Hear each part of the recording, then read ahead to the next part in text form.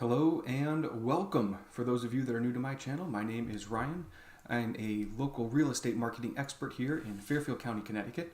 And I've been working with a lot of home buyers recently, so I wanted to hop on here live and create a video about the buying steps specific to Connecticut.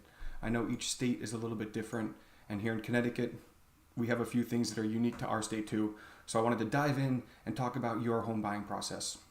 Of course, everyone is going to start online as you should. Zillow, Realtor.com, Homes.com, those are all great places to start. The information you're going to receive online is about 15 minutes behind the information we receive through our MLS system.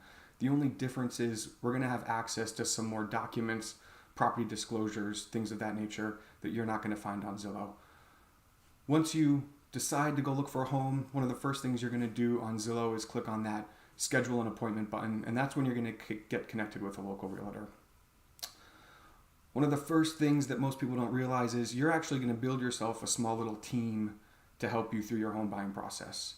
Your team is going to be a realtor, a lender if necessary, unless you're paying in cash.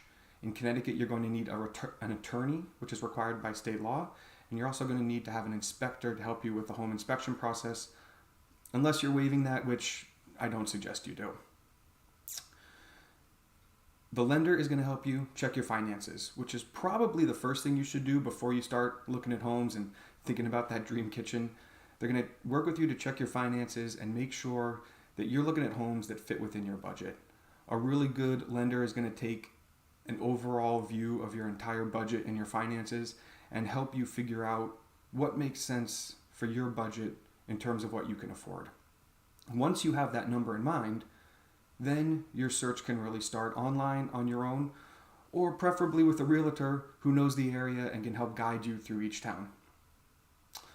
Once you're ready to take that next step to look at a home, obviously you're going to set your appointment to view a home. You'll head out that weekend or during the week to view your home. And let's say you're ready, you feel good, this is the home. Now what you want to do is talk to your realtor to figure out the best price you should come in at that home.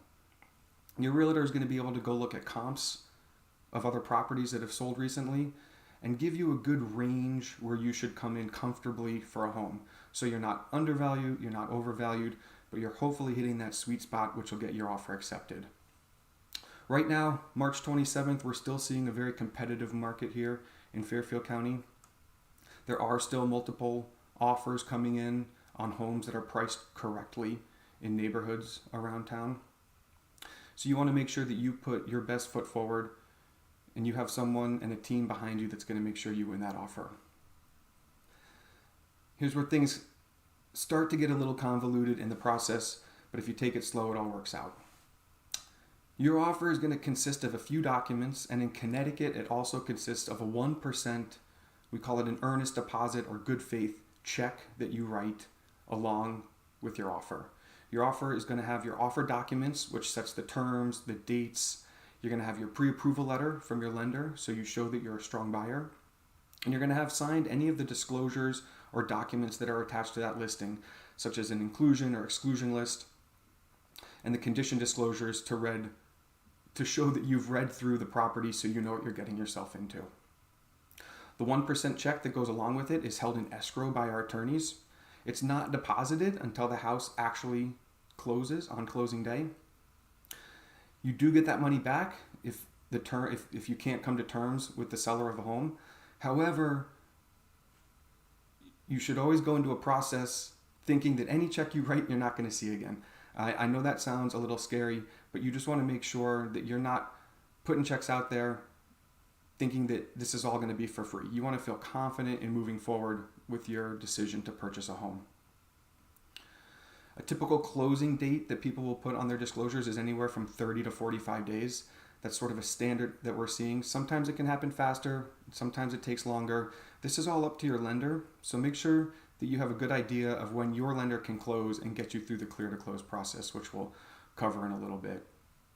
What you're going to see on the offer form is an outline of the breakdown in price, and you're going to write checks kind of in three different ways. So you present your offer, everything looks good, you have your contingencies, you have all your documents signed. Your typical contingencies are going to be your mortgage approval, There's going to be an inspection contingency, and sometimes people will also want to have other contingencies in place just to make sure that an attorney can review all the documents and everyone feels comfortable in the process. Let's talk a little bit about the money breakdown when you make your offer. We have that 1% check that you're initially going to write. And you'll typically hear people say that when they purchase a home, they put down 20% to be in that 80-20 ratio, 80% borrowing, 20% out-of-pocket expenses. You don't have to put down 20%. You can put down less. Again, this is a conversation that's really good to have with a lender to figure out what benefits your financial situation the best. But let's go with the 20% example for now. What you'll initially do is you'll write your 1% check. Your offer is accepted, everyone's excited, and then you're going to run through your inspection process.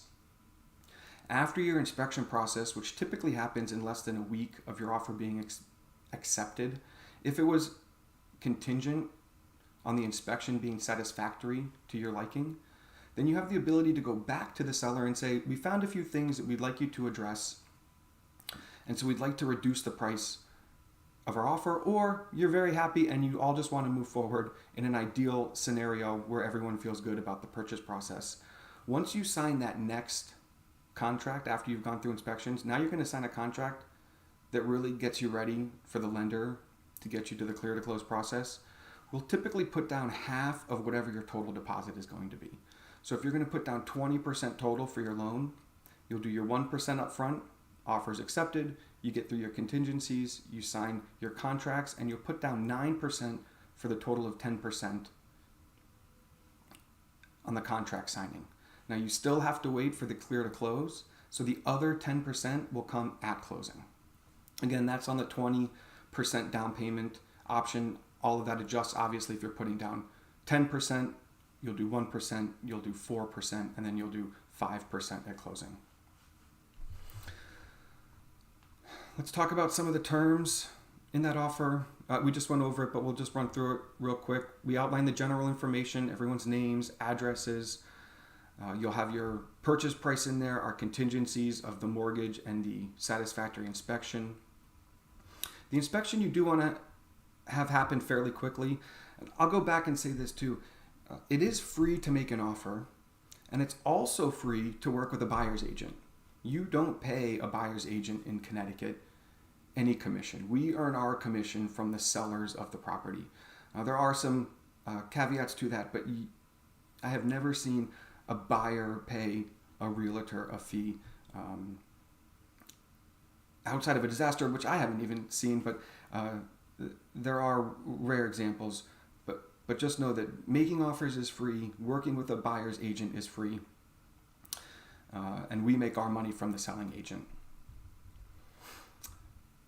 Once you've got through all those steps, view a home, you have your team, now you're just waiting for the clear to close. And this is where the lender has to take time to do their due diligence on the home. What the lender will do is order an appraisal, which I'm sure you've heard of. An appraisal will be a person who comes out from the bank or from the lender's institution to make sure that the home is in good standing condition and that they can value the home at the price you have negotiated with the seller.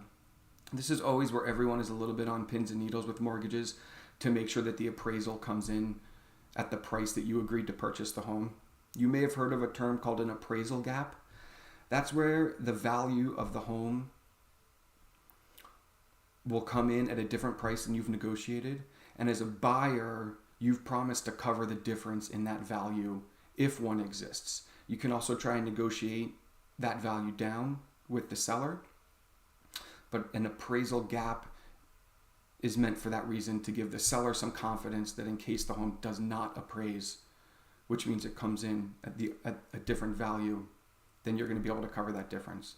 Of course, if the home doesn't appraise, that means that you have not met your appraisal contingency, your mortgage contingency. So you wouldn't have to move forward with the purchase of the home at that point. But we're not seeing that right now in this area. And I know home values have gone up, but they're staying very strong right now. And no one I speak to in this world forecasts them to come down anytime soon. While you're waiting for the clear to close, a very important step that most people forget about is lining up all of their utilities to be transferred into their name. We're talking about electric as the most important. You don't want the power company shutting off the bill.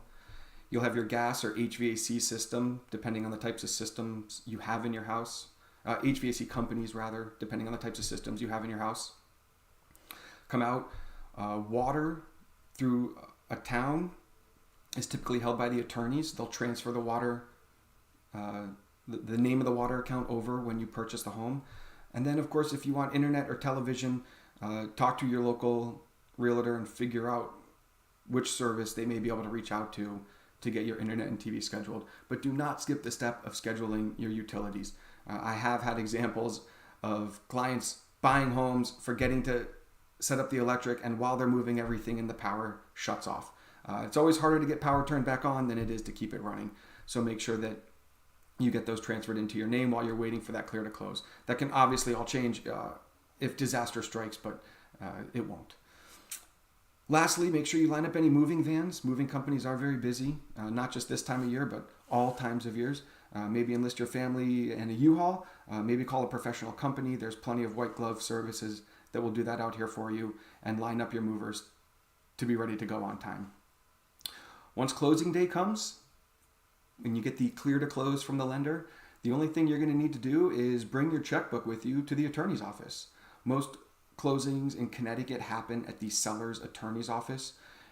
You'll head in to meet with the attorney. You'll sign a slew of documents. You'll write your few final checks, and that's it. You'll pick up your keys for me, and you'll be ready to go. I know that was quite a long-winded video. If you have any more questions about this process, please drop them in the chat below. Feel free to reach out to me at any time, and I can help you through this process. We're going to be trying to hop on here live a couple days during the week to talk about different things like this. I'm sure I'll watch this back and we'll change this video a little bit here and there, but I hope you find this information helpful. If you do, please like